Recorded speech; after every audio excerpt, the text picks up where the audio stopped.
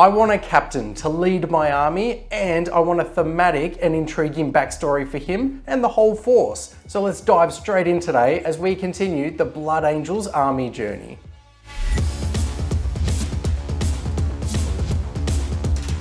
So far we have built and painted a squad of Plasma Inceptors, an Apothecary, and a custom built Furioso Dreadnought. I've spoken in my previous videos about how I'd like my army to be violent, fast-paced, and lean towards jump packs and dreadnoughts. So whoever's going to lead a force like this needs to embody all of those aspects and show signs of resilience, because this is only a small force and it's cut off from resupply and any other support. Plus, they have a vital mission.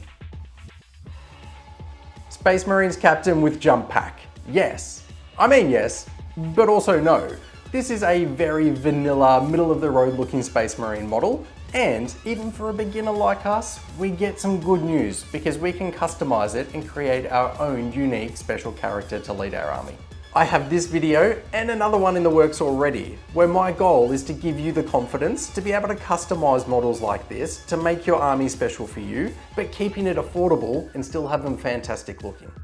This model has come from Emperor. People are blown away at how expensive Games Workshop models can be in Australia, so having 35% off regular retail price in an online store makes a huge difference. I've been getting my models here for years, and the loyalty points program means that every now and then I get to throw an extra box of minis into my basket. I'll add a link to their store in the description for our Australian viewers so that you can see how much you'll save on your plastic crack.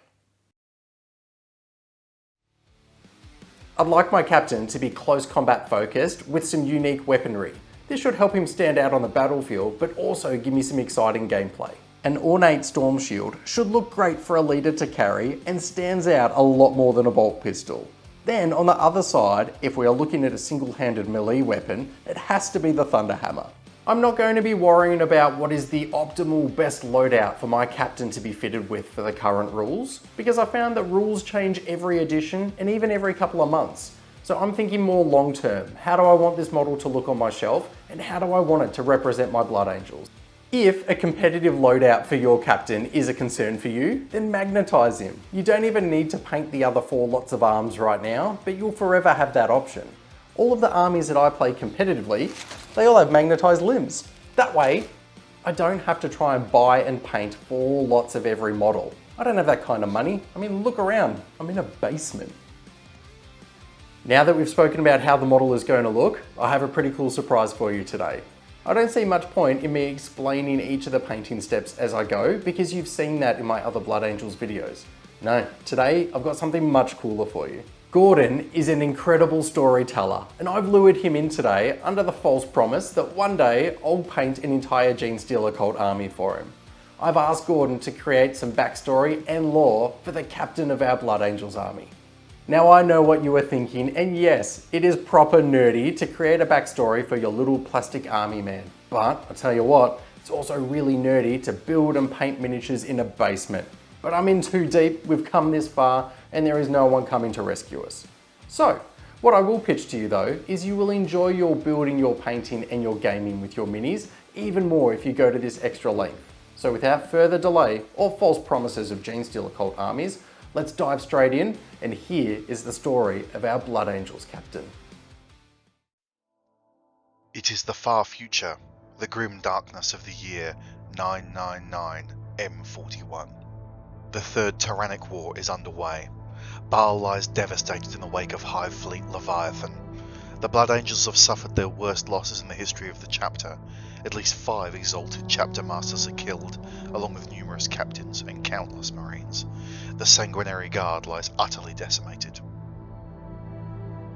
In the wake of these crushing losses, desperate to fill the gaps in chapter command, promotion comes quickly. Lieutenant Sirius Corradin is one of these. Formerly a bodyguard and close advisor to Captain Machiavi, he finds himself promoted rapidly into the position of captain. Assigned outside of routine command to a section of the 3rd Company designated Strike Force Forlorn Peril, Corradin is tasked with a reprisal strike deep into the heart of Hive Fleet Leviathan, to seek and destroy an important psychic nexus for the vile Tyranid Horde. While in transit to their destination on board the strike cruiser Rancor of Baal, Corradin suffers excruciating self-doubt. Shut in his cabin for the duration of the journey, he seeks contrition by carving a storm shield, embedded with one skull to commemorate each chapter master, each captain, and each sanguinary guard member lost. In the timeless void of the warp, the day and night cycles of the ship blend until it is impossible to determine if weeks or years have passed. Throughout this time, Corradin sits in solitude, rarely emerging from his quarters, consumed by his loss and pain. His every waking moment spent hand-carving the face of his storm shield. Every cycle he carves, carving one skull for each hero of the chapter lost, one skull for the great chapter master Dark, one for Khan. On and on he carves, his shame and rage growing with each pass of the knife, his self-imposed isolation from his brothers forming its own penance. Before reaching its planned destination, the Rancor of Baal is violently thrown from the warp prematurely, smashing headlong into a potent psychic field. Their astropath, overwhelmed by the psychic force, is killed instantly. They immediately join void combat with a splinter of the Hive fleet, far in orbit above an unnamed world. With the void battle looking futile, Corradin and company drop to the surface of the world to find the source of the psychic nexus. Falling from the atmosphere, Corradin notices scattered Imperial settlements on the surface of the world. In the void, the battle is swiftly lost. The Rancor of Baal flees to escape total destruction.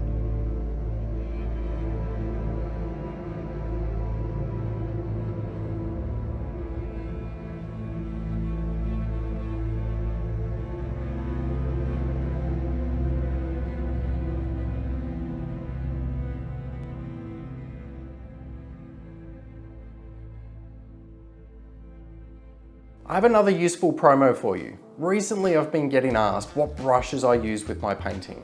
Since getting back into the hobby a few years ago, I've tested a whole host of brushes, plus done research online.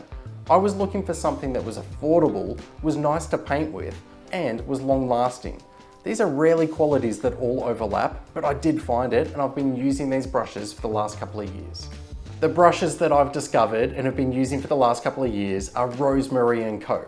I was hesitant at first because I want a more grimdark name for my brush, like Hell Fury's Blade or the Death Clutch 4000 Signature Series. But hopefully there's something still a little sinister about the name Rosemary & Co. The brushes are amazing. If you watch back to my very first videos on this channel, you will see that it has been Rosemary & Co from day one, so my golden rule applies. I will only pitch products that I honestly believe will help you.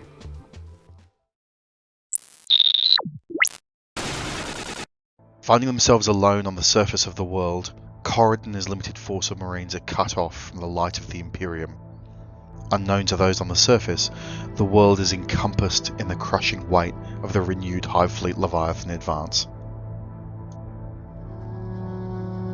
Haunted by his failure to save his beloved captain, and seething with hatred towards the Tyranid filth, Corradin seeks to throw himself and his men to futile battle with the Tyranid hordes. Corradin is reminded by exalted veteran Safaro that his life is the Emperor's and not his to give. Safaro has long been entombed in the sarcophagus of a dreadnought and knows something of the nature of sacrifice. Corradin devotes himself to survival and a ferocious ongoing campaign against the vital Tyranid infrastructure on the surface.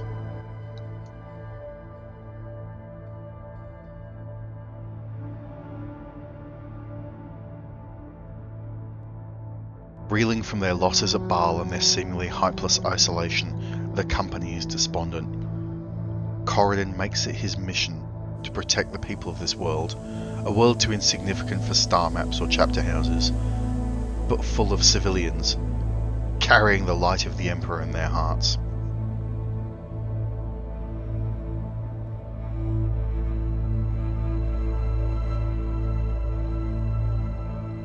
This revelation steels his resolve and tempers his fury. He pledges to bind his fate to that of this world and its civilian population.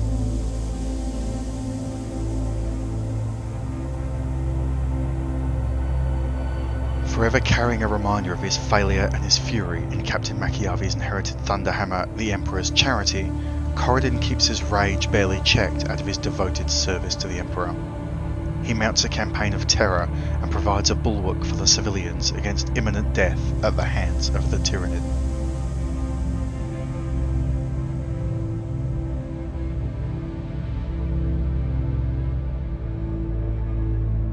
With supplies scarce and support able to be offered by the civilian population limited, his men resort to ad hoc repairs of armour and weapons, praying the Omnissiah does not curse them for their transgression.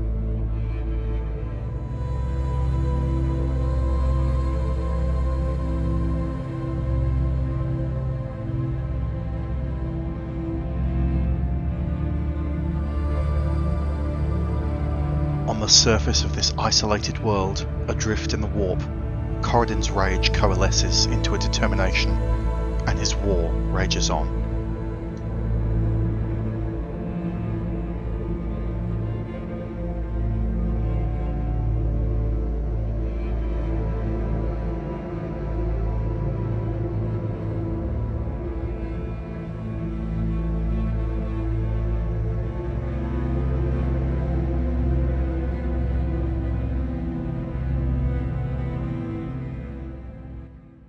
Are you ready to see how our Blood Angels jump pack captain has turned out?